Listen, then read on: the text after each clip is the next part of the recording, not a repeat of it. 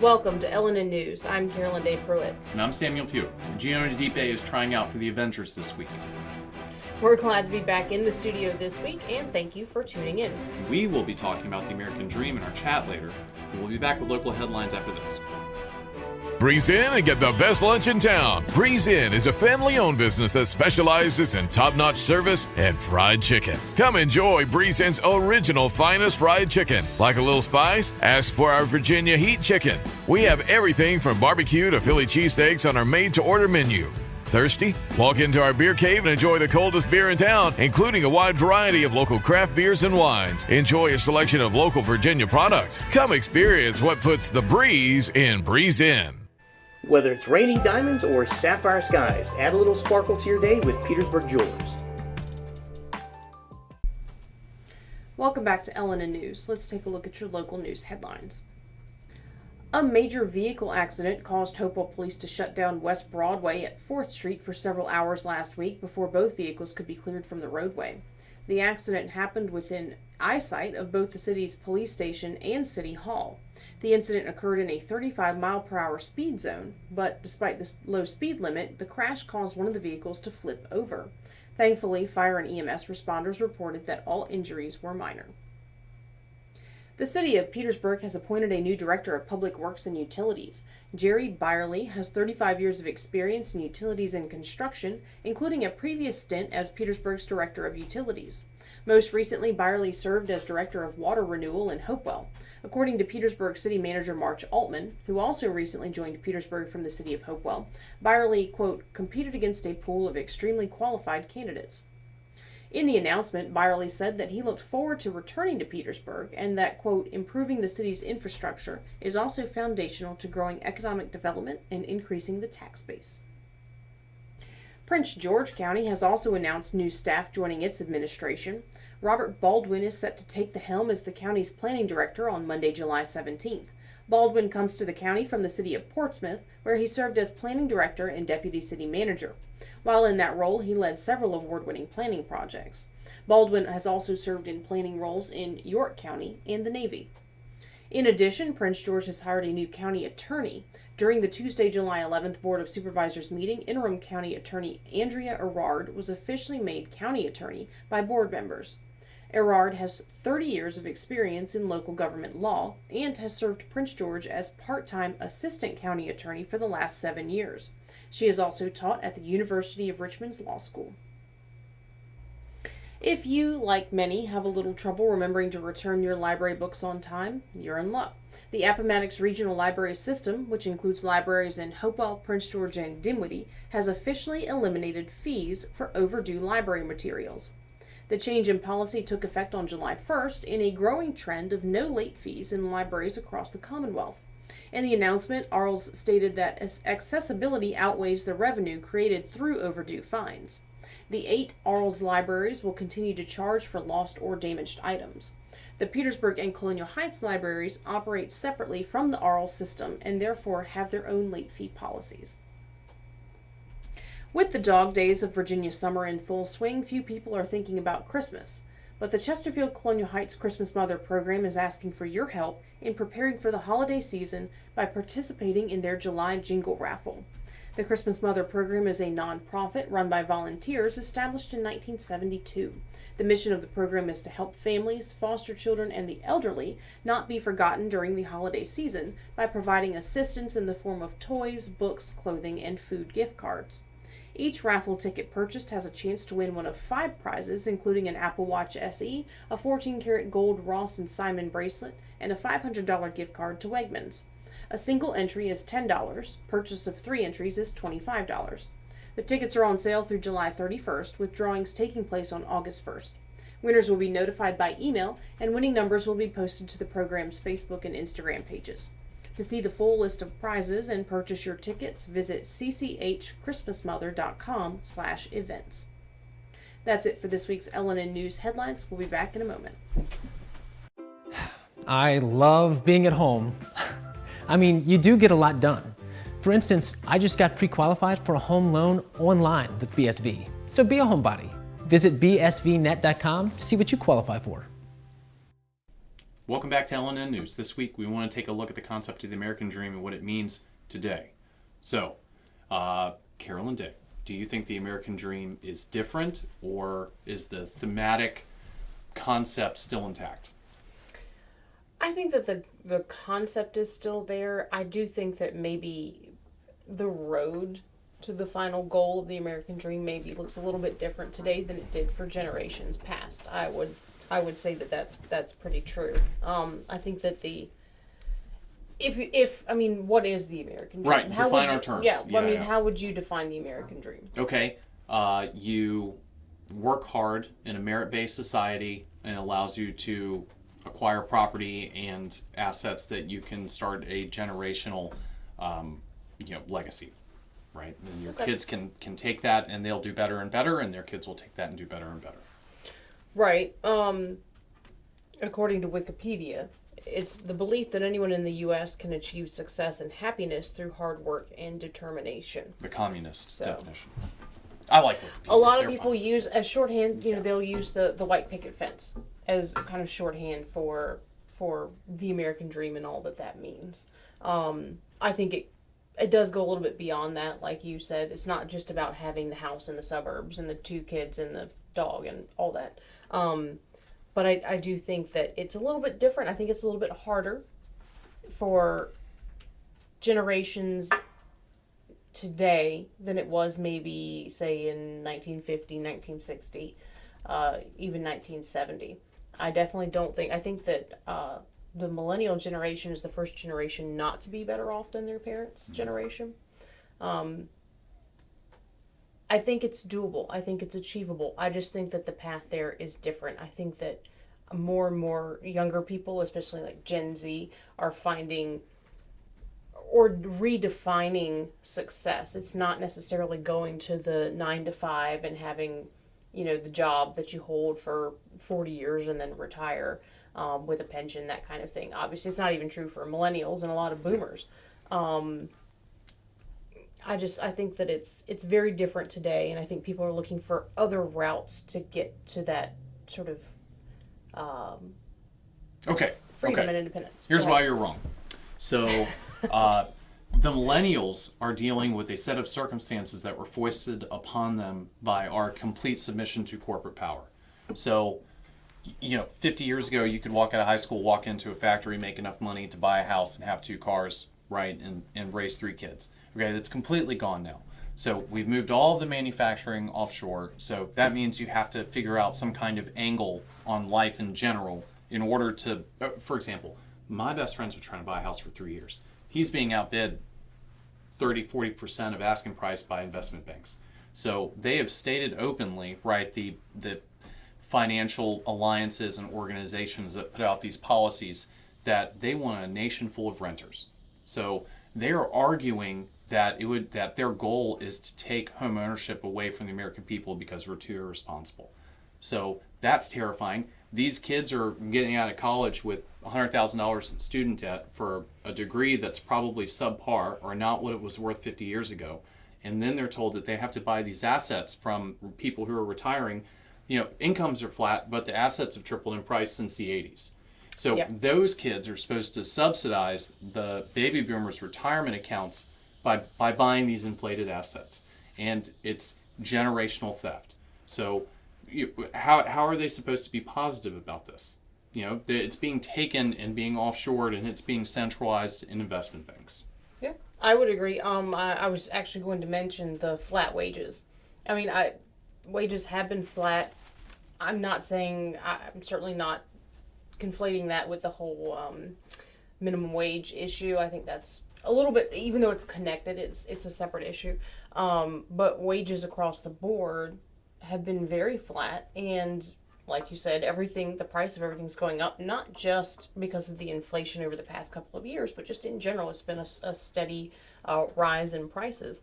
How do you afford that? How can you, and, you hear all the time, well, millennials and Gen Z, they're not having kids. They can't afford kids. If they can't even afford to buy their own home, how are they supposed to afford to have a home and pay for kids, to raise kids? Kids are very expensive. So I think that the American dream is certainly being redefined. but I do think there are opportunities. It's just a matter of figuring it out, how to take advantage of opportunity. I think that that's one area where our education system fails our kids, is it doesn't teach business concepts and personal finance concepts, things that they could use to create a better future for themselves. Instead, we're teaching them random facts that they are expected to memorize and regurgitate on a bubble dot test for SOLs. So not only is it less achievable, I would also say that our kids today are being less prepared to actually achieve it. They're not being given the skill set or taught the skill set that they need in order to achieve that. So I think what you're talking about here are like the last wisps of that American dream that, probably defined several generations before us. It's like the last essence of a candle being blown out. So I wonder, why is this happening? Why are they doing this? It seems like if you run a country or you organize an economy, what you want is a middle class that's growing in affluence and growing in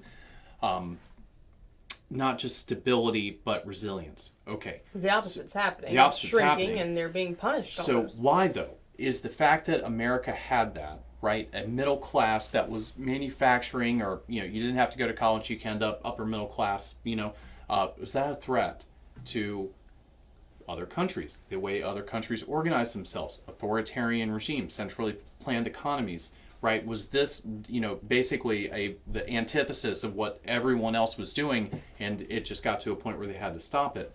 And then you co-opt the financial institutions, you rope them into the central banking system, and you start, just like what's happening with Bud Light, like all these, or Anheuser-Busch, all these, globalist concepts are being shoved down the throats of people, and the economic impact is secondary to the social impact. So you have to take this away from us, right? You have to remove the ability of people to, go get an HVAC certificate and make $150,000 a year. It has to be taken away so that there's not that stunning contrast to the rest of the world. What do you think about greed being at the root of it? Well, That the greed for more and more profit has pushed manufacturing and all the subsequent jobs overseas where it's cheaper, whether it's exploitative, that's a whole other conversation, but it's cheaper. Do you think that greed could be a driving force? I don't think greed has ever not been a driving force in the way humans have organized themselves, nor would I expect it not to be, right? Because I'm worried about my kids more than I'm worried about the house four down from it. So that's not really surprising. But generally you had a set of virtues, generally amongst the people we elect and the elites who make policy, that it's in everyone's best interest if everyone is doing well, right? And so, you divorce people's motivation to make their communities better and to spend the money in their own towns in order to keep the money inside your own community. You completely offshore it to the internet and to China, and it's on purpose, and that's not even a virtue that people talk about anymore. I try and spend money in person with people I know as much as humanly possible, but it's so foreign to everyone. It's such a people don't even consider that, especially kids, which is ironic because they're the ones who are going to get hurt the most by this, right? So. Yes, greed is certainly a factor, but man, we used to have a pretty good academic elite that could argue, right, that there's a greater good here by sacrificing a little bit from everyone. The American University speech by Kennedy, a good example. But that's not really something that anyone talks about anymore. And so I think that that's on purpose.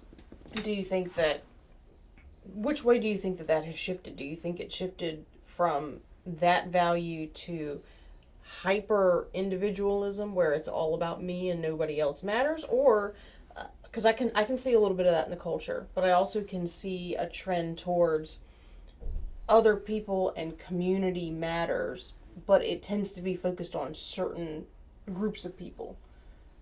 I can see an argument for it swinging either way. But I'm not really seeing any of this like community-driven philosophy to actually, it seems all synthetic to me. And it's something people say to each other in the street, but when the chips are down and you're spending your money, you're sending it to Amazon. Mm-hmm. Okay? So people only go so far. It was self-sacrifice, before, it just, what they do behind closed doors is completely hyper individualistic, which, I read Ayn Rand, so I get it. But at the same time, we have to worry about like national survival here. And, I'm worried about, and especially once you have kids, you start thinking in terms of generational wealth and generational well-being. And it seems like there's none of that at all, at least on a national level. I mean, a $30 trillion national debt, how is that not a complete betrayal of trust between generations? So, Right. I have no doubt that the kids graduating college right now have a lot of good ammunition in the argument that the American dream is total horse hockey at this point. Right. I would say perhaps another often overlooked element of the American dream is the when you think about the white picket fence and the little suburb, the small town America, the organization, the community, all of those things that create that sense of community. I don't see. They're maybe still around, but they're not doing as well as they once did. You think about, organizations like Rotary, different things that are really Freemasons. different things that are very focused on the community. They're struggling to get membership, especially from the younger generations, churches. A lot of these things that I think create a sense of community in a town or population, I think are going by the wayside, being ignored. Younger generations aren't interested in that, and I think that plays a key role in what you're saying in creating that sense of, well, we want to make sure that everyone is doing better in order for us all to do better. So I think that may be an element that's often overlooked in the American dream discussion.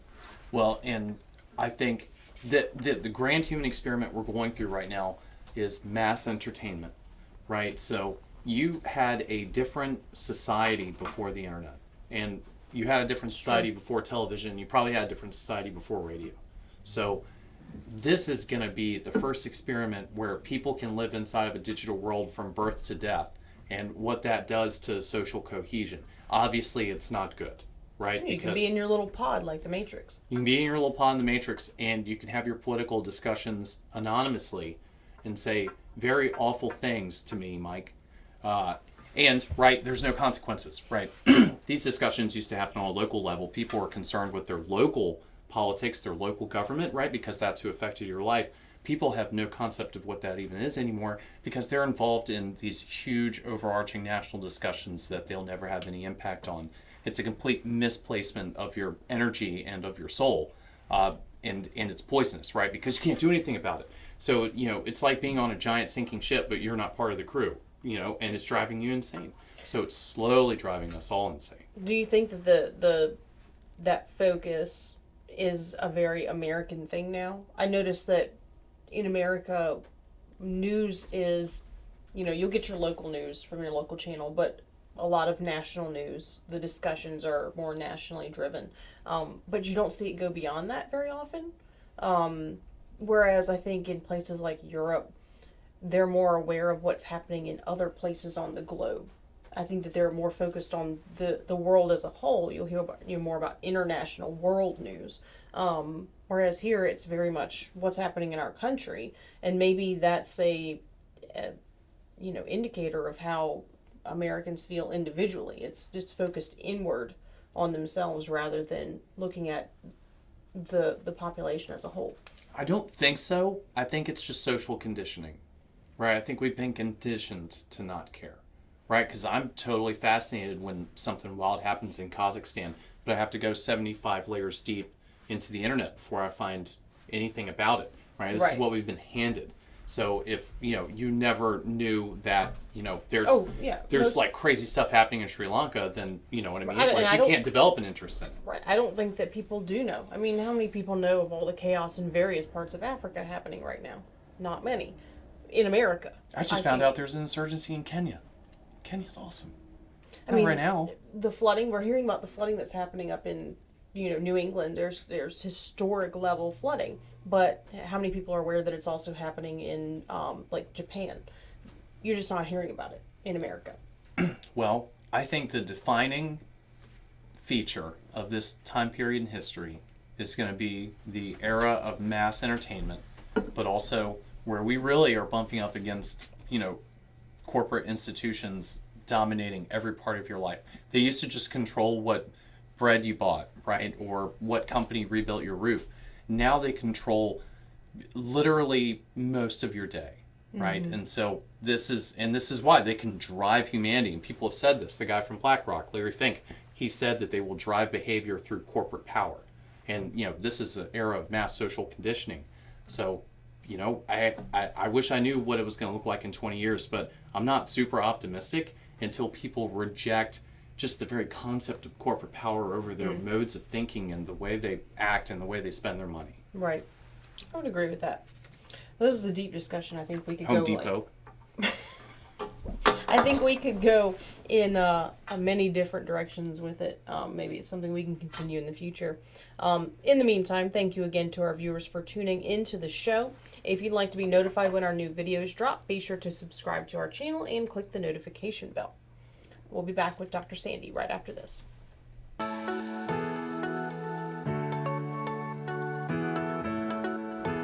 Yes, you can still get haircuts, colors, highlights, waxing services, everything that's going to make you look great right here at the Apothic Company.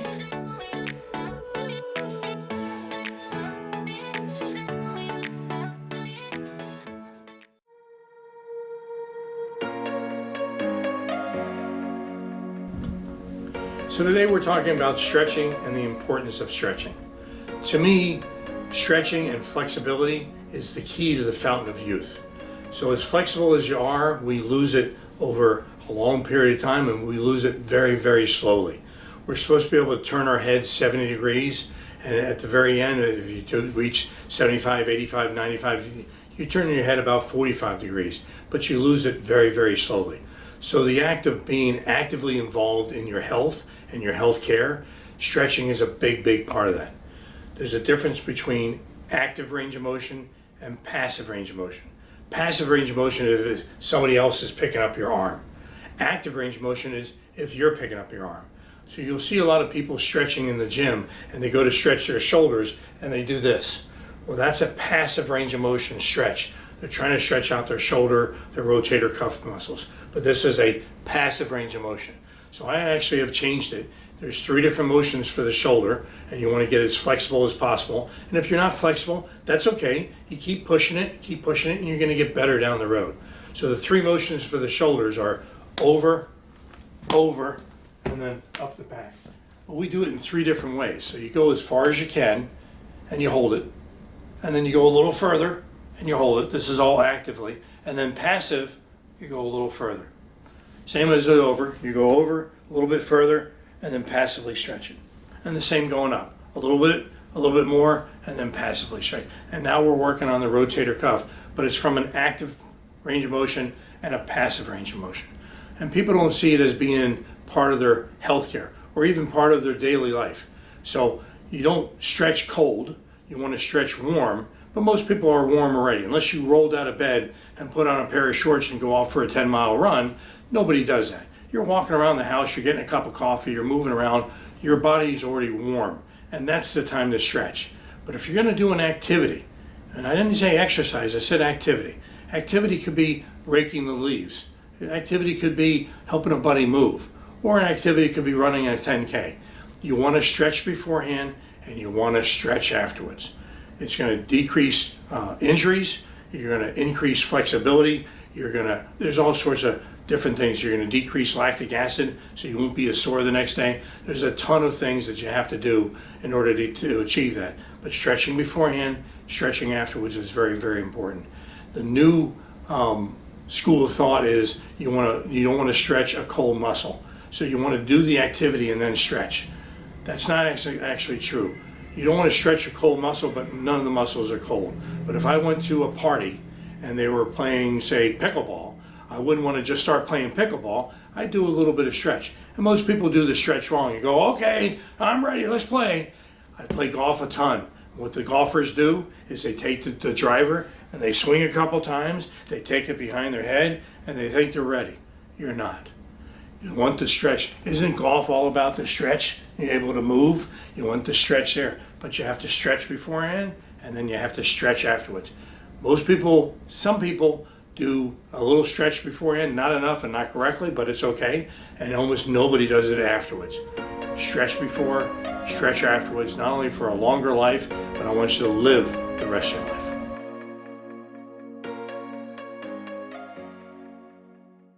Swader, Central Virginia's premier sports park. Corporate events, parties, date night, or just a family outing. At Swader's, it's always playtime. So here at Titan Auto and Tire, we're a full care automotive repair center, full maintenance items anywhere from an oil change, state inspection, and also full engine replacement. Titan Auto is different because of our customer service mainly. I mean, we have some of the best trained and qualified techs in the area. Our three main focuses are customer safety, customer service, and community. Knowing that you're going to put them first and it's not about the dollar. That's it for this week's show. We appreciate all of our viewers and thank you for tuning in. If you enjoyed the show, be sure to subscribe to us on YouTube and follow us on Instagram and Facebook. Don't go on Threads. A big thank you to all of our sponsors, especially Dunlop House, for making this show possible. We'll see you again next Friday. Thanks for watching LNN News by the people for the people.